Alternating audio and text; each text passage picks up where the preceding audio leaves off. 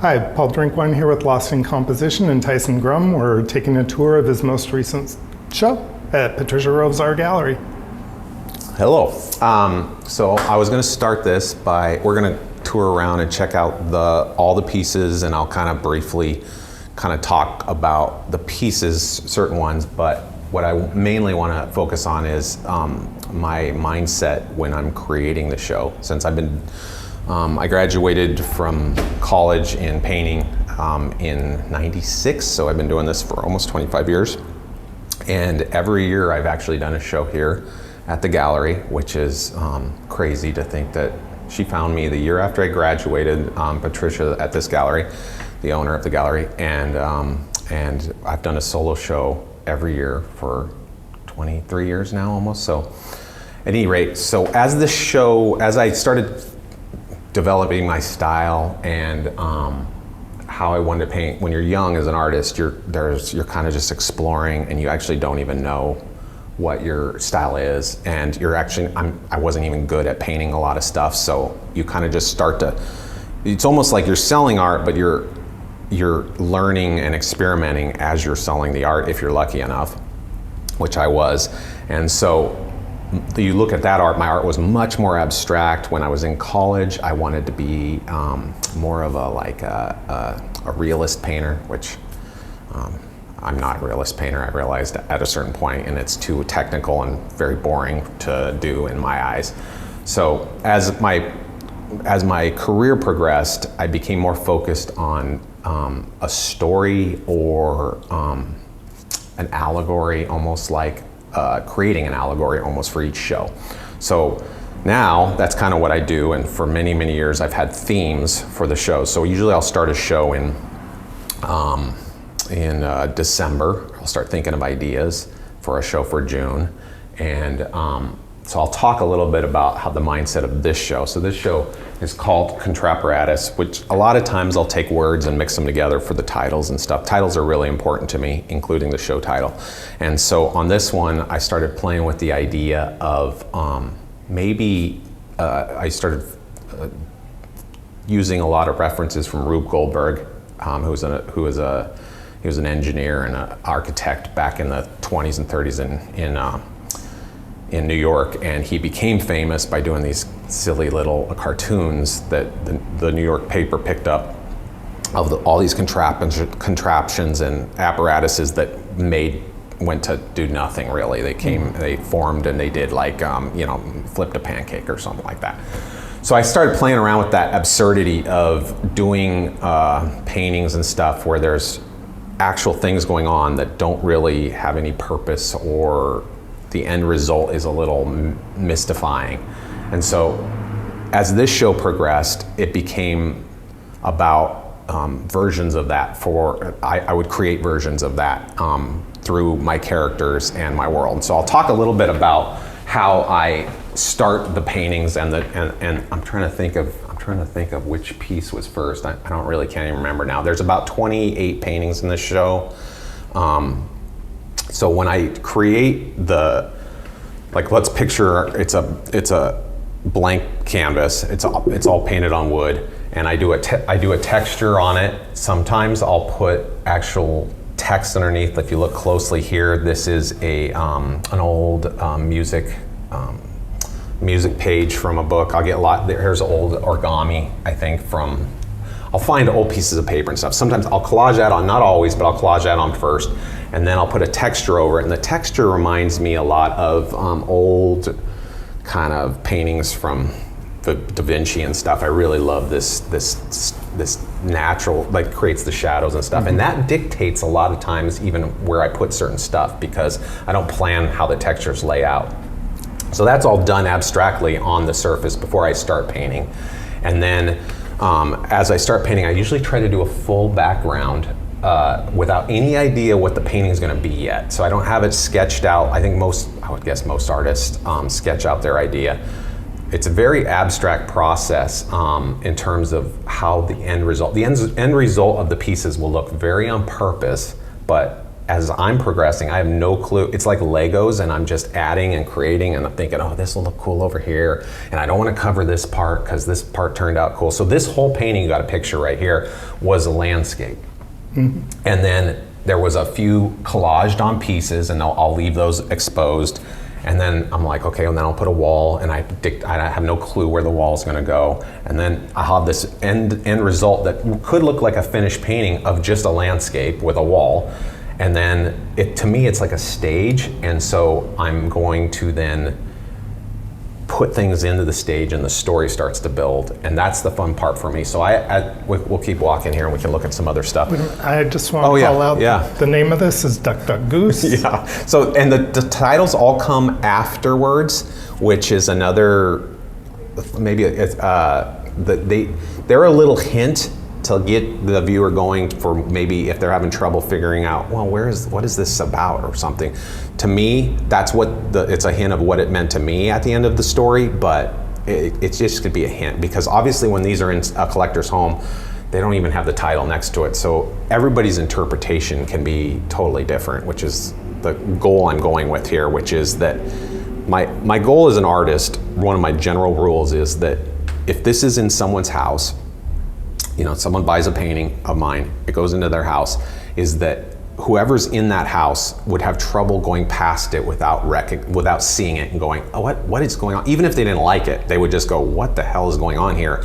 Or this is really cool. And so I don't want you to just walk by art and not think about it at all, or not have any impact on you, or if it's just pretty, it's like, well, that looks good with the couch or whatever. So in my head, I want it to be a conversation piece where people walk by and they may not understand it, but they want to think about it, and it grabs them in some way, even if it's just a chuckle or something like that. Well, you've succeeded with ours, because ours is behind the desk and behind my computer, so I look at it every day. Yeah, but also I'm thinking about that's obviously you're the collector, but I'm thinking about the bigger picture, which is your friends and your family coming over, and like, I want them to be grabbed by it, even if they don't even like art or don't even buy art, you know what I mean? I want it to be a story. So anyway, I'll get back to what I was trying to explain for the show idea. So picture all of these being kind of abstractly put together, but when they're done, it's a very realistic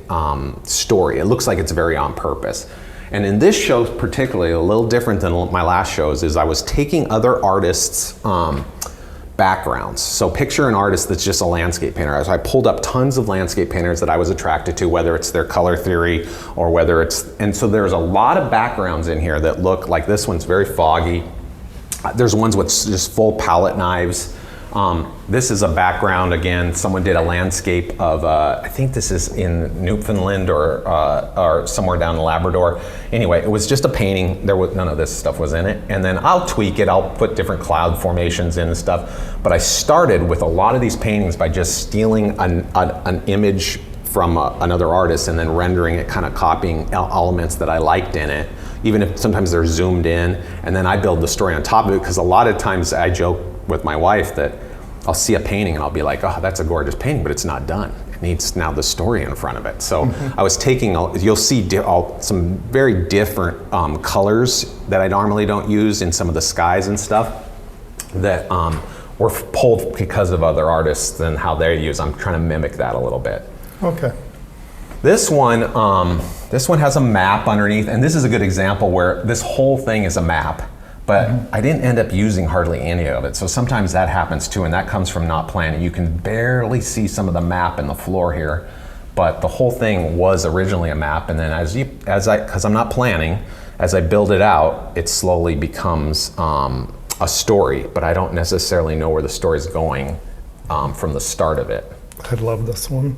I love this one too. This one's called Subwoofer. Yeah, the title on this one is great. It came afterwards, and so this is a good example too, where I painted this. I had this all painted without the speakers, and he's not in it yet. And that idea of the play on words with woofer actually came to me. So halfway through the painting, or 2/3 through the painting, I did have a concept figured out for this one, and then I finished it off. So it kind of shows that you can, I go a lot of different directions where I don't know till the very end what it's going to be. Sometimes there's paintings, let's walk this way. There's paintings where I know at the very beginning, not a lot of times, but sometimes I do. So this one is one where at the beginning I kind of had the composition figured out, because I've done a series of these called, I call them an Iditarod series, where it's a very narrow, long landscape painting. And they're all kind of, it's always a train-oriented thing. So on this one, the initial idea was to have bears pulling birdhouses, and I was like, the bears aren't really working for me. So this one is a good example of a concept where it was kind of figured out before I started. So I'm all over the board with that. And then the background, the sky, I remember I even asked my wife, I pulled up an artist and he had 30 landscapes on his website, and I said, pick a sky. You pick the sky, and I'll paint that sky on here. So she picked one of his paintings, and then I mimicked that sky from his landscape piece. I love the colors. Yeah, and it's not, I would normally never do a sky like that, but I really love it too, because that's, again, as an artist, you got to think you're not, you're painting all the time, and it's like every day. So it's like a job. So you are trying to keep yourself also interested. And a lot of times it's like work. It's not all magical all the time. So to keep myself interested, I don't work on multiple paintings at once. I work on one painting from start to finish.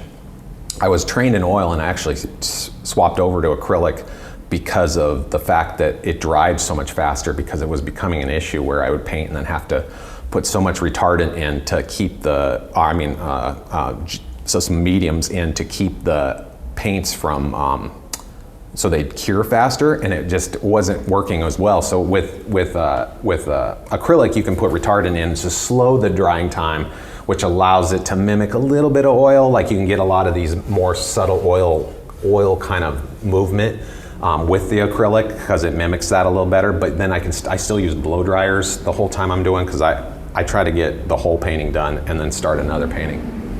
Cool.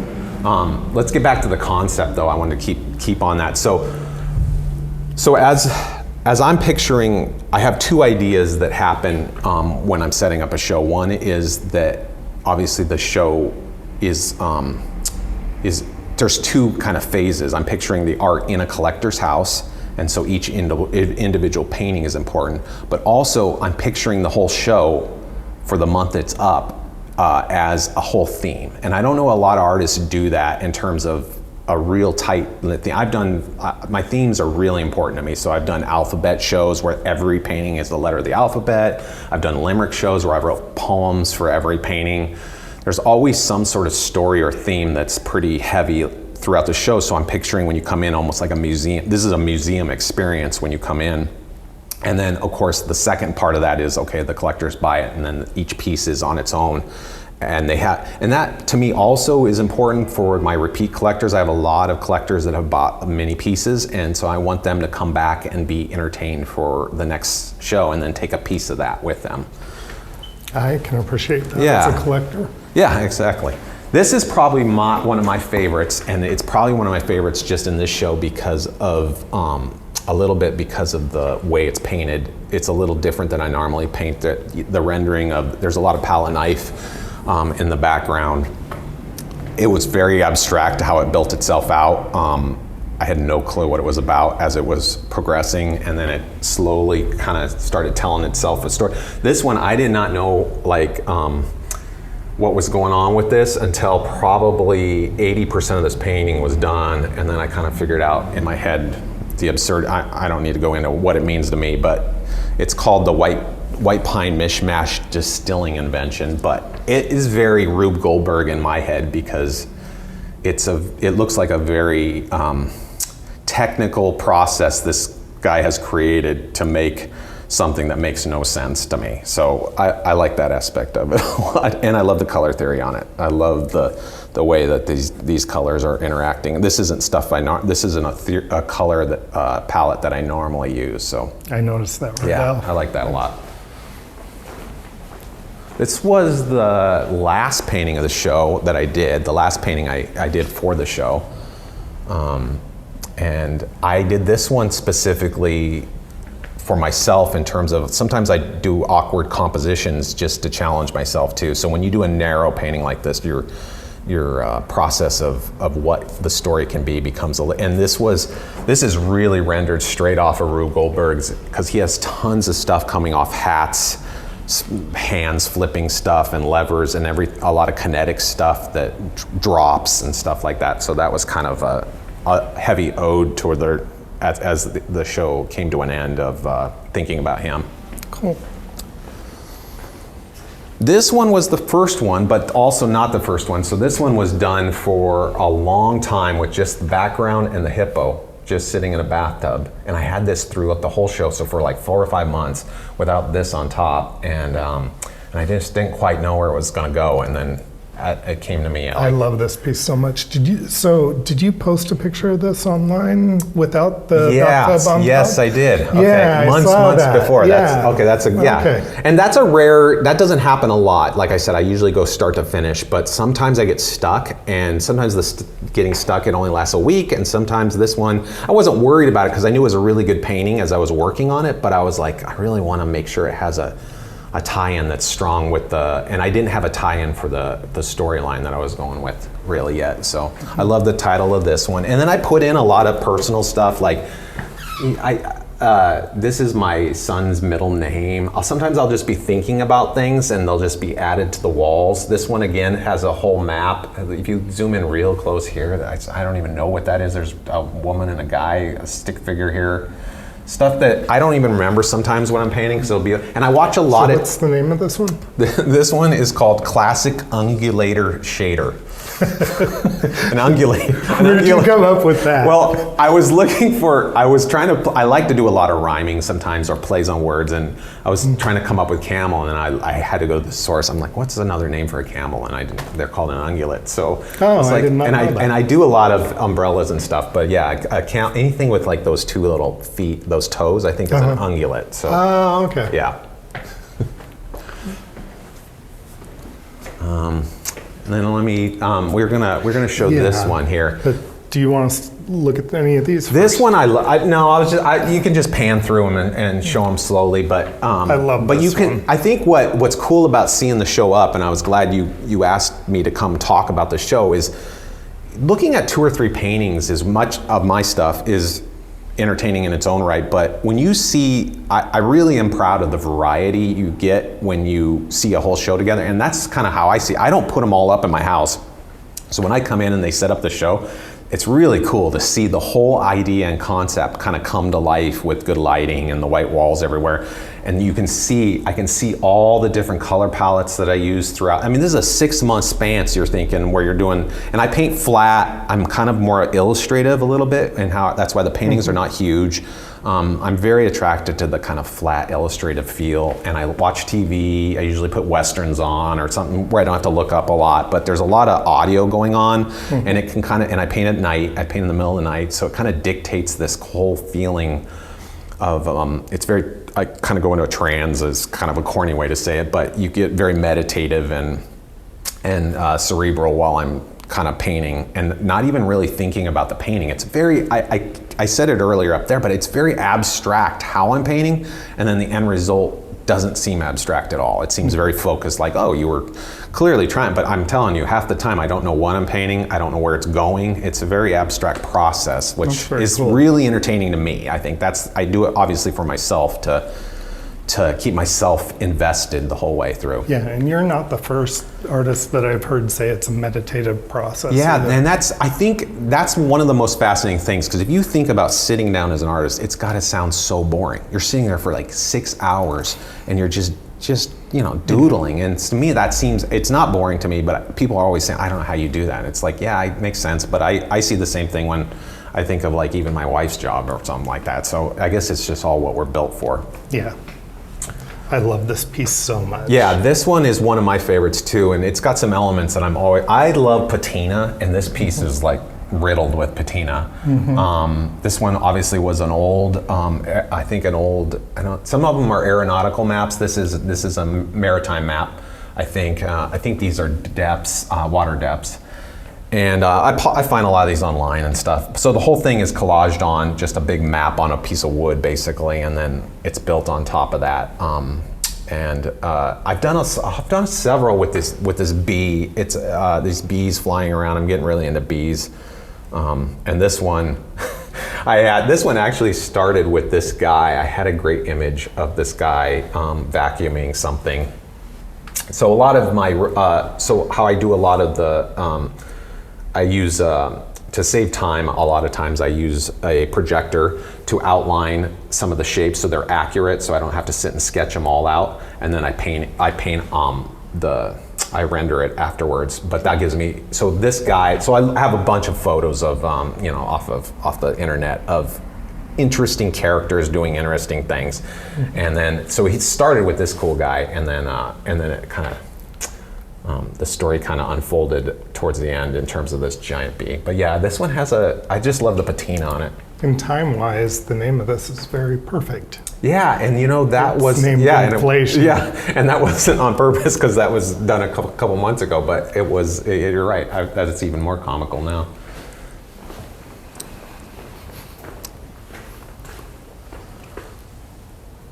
I want to talk about these three. The